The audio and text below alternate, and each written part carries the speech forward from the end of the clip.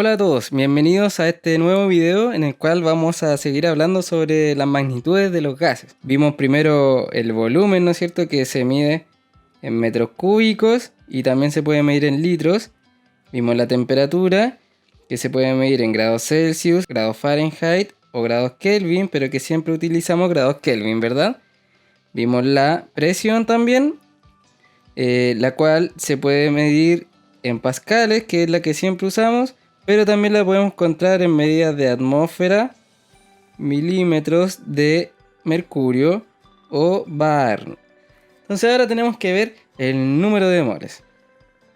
Ya habíamos adelantado de que el número de moles nos permite calcular el número de átomos o moléculas que componen un gas. Pero no significa que sean el número de átomos o moléculas en sí, ya, sino que el número de moles nos permite calcularlos. Bueno, lo primero que tenemos que decir frente a esto es que los científicos primero necesitaban una medida que nos ayudara a calcular números grandes, ¿ya? O a trabajar con números grandes, porque los átomos que componen la materia son muchos, son demasiados. Entonces ellos necesitaban contar números muy grandes. Para ello se dieron cuenta de que en condiciones normales la mayoría de los gases se comportan de igual forma. Condiciones normales son 0 grados Celsius y una atmósfera.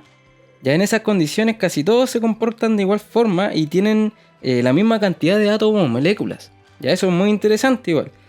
Ellos también se dieron cuenta de que un gas ocupa 22.4 litros y tiene 6.022 por 10 a la 23 moléculas. Si nosotros lo quisiéramos expresar en su forma extendida, teníamos que correr esa coma 23 veces hacia la derecha.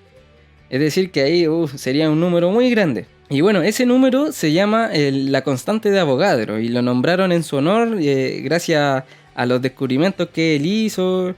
Y bueno, siempre hacen eso los científicos igual. Representa también este número la cantidad de átomos que hay en 12 gramos de carbono. Ese fue el experimento como inicial que hicieron para calcular eso. El que permitió calcular eso. Y bueno, actualmente con mejores cálculos se redefinió, o sea, con mejores experimentos, mejor dicho, se redefinió como ese número que aparece ahí. Decíamos que entonces que el número de moles o el mol es una medida de cantidad, porque nos sirve para contar, como las docenas o como los miles, ¿no es cierto? Cuando te dicen una docena de huevos, tú sabes que esos son 12 huevos. Y entonces si te dicen tráeme un mol de huevos, vas a tener que traer esa cantidad gigante de huevos, ¿no es cierto? 6.022 por 10 a la 23 huevos.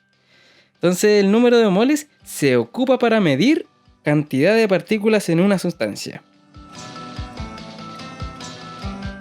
Vamos a ver ese disco pare ahí en rojo porque es súper importante. Dice, un mol no es lo mismo que una molécula. Que calculemos un mol no significa que calculamos inmediatamente la molécula, sino que después tenemos que hacer otro proceso más, que es multiplicar por el número de Avogadro, ¿ya? Pero bueno, antes de multiplicar por el número de Avogadro tenemos que calcular el número de moles. Entonces, para calcular el número de moles es bastante simple. Si nos dan una sustancia, que eso por ejemplo puede ser el aire, ¿no es cierto? Oxígeno, 2 moléculas de oxígeno, y supongamos que nos dan 100 gramos de aire.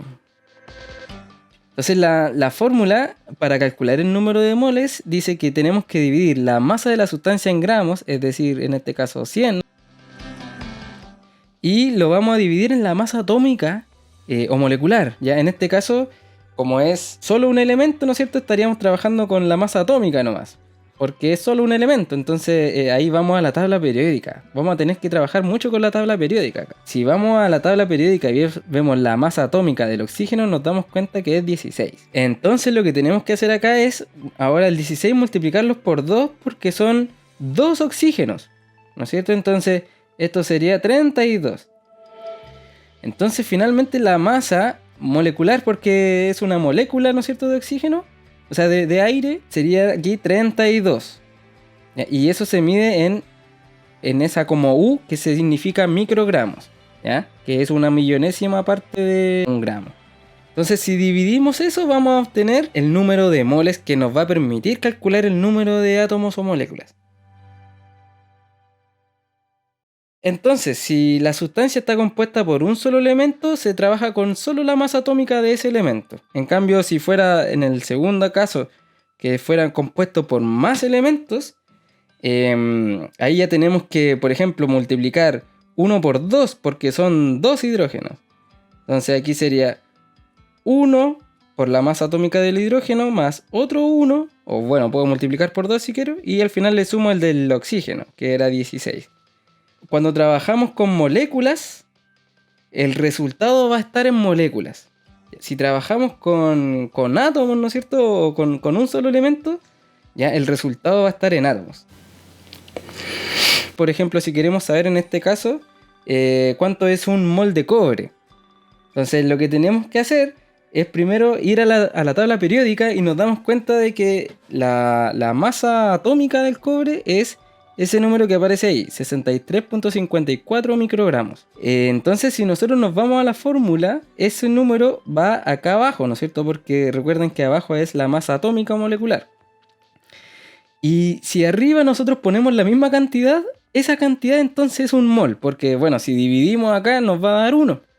Entonces si ponemos la misma cantidad arriba, esa cantidad que pongamos acá va a ser un mol. Entonces, dicho de otra forma, un mol de cobre son 63.54 gramos. Y bueno, en el caso de que sean moléculas, por ejemplo, de agua, ¿no es cierto? Que son 2 hidrógenos y un oxígeno, se suman las masas atómicas, en este caso de los 2 hidrógenos, y también se suman la de un oxígeno. Y eso nos da 18 microgramos. Entonces, igual que en el anterior, 18 gramos de agua es un mol de agua. Bien, porque siempre tenemos que tratar como de igualar arriba y abajo en el numerador y el denominador para que nos dé 1. Ya en el caso de que quisiéramos saber cuánto es un mol de algo. Acá en esta parte que sale en rojo es algo que los científicos ya dijimos que siempre hacen, ¿no es cierto? Que les ponen nombres a las medidas. Entonces ellos dijeron, bueno, gramos sobre microgramos le vamos a decir que es un mol. Bien, acá vamos a ver un pequeño ejemplo. Dice, ¿cuántas moléculas de agua hay en 100 gramos de agua? Entonces tenemos 100 gramos de H2O. Y queremos saber cuántas moléculas hay ahí. Entonces dijimos que lo primero que teníamos que hacer es calcular el número de moles. Y sabíamos que el número de moles es la masa en gramos dividido, en este caso como es una molécula, en la masa molecular. ¿Ya? Recuerden, no es lo mismo un mol que una molécula. Entonces, ocupamos la fórmula, ¿no es cierto? Y ahí reemplazamos. Aquí en la parte, en el círculo naranjo, tenemos el reemplazo. Y entonces arriba tenemos que poner los gramos, ¿no es cierto? Tenemos 100 gramos de agua y lo dividimos en la masa molecular, que ya la habíamos calculado, ¿no es cierto? Un poco más atrás.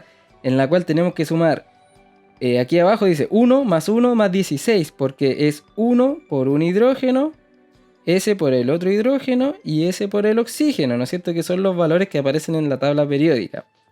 Y bueno, si dividimos 100 dividido en 18, eso es igual a 5.6 moles, ya también aproximadamente. Y si queremos saber finalmente cuántas moléculas de agua hay en 100 gramos, multiplicamos ese resultado de 5.6 por el número de Avogadro, ese número que vimos al principio. Tomamos el número 5.6 y lo multiplicamos por 6.022 por 10 a la 23. Entonces, si queremos ya ver el número expresado de su forma extensiva, aquí lo tenemos, ¿no es cierto? Entonces es un número muy grande, una cantidad muy grande de moléculas de agua que hay, imagínense, en 100 gramos, ni siquiera es una taza de agua, es menos que eso. Ahí ya se van haciendo una idea más o menos de la cantidad. Espero que les haya gustado el video.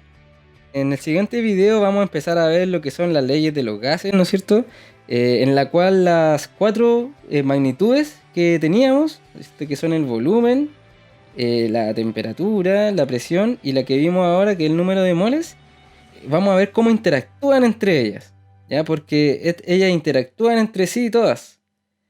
El volumen con la temperatura con la presión, la temperatura con el número de moles y así, todas interactúan entre sí. Y bueno, estos nombres que aparecen acá, Boyle, Charles, Gay-Lussac y Avogadro, son los que vieron cómo interactúan entre sí. hicieron muchos experimentos y se dieron cuenta de cómo lo hacían, de que a veces una subía y otra bajaba, etc. Espero que les haya gustado, que haya quedado claro y nos estaremos viendo en otro video. Acuérdense de suscribirse si es que no lo han hecho todavía para que les llegue la notificación.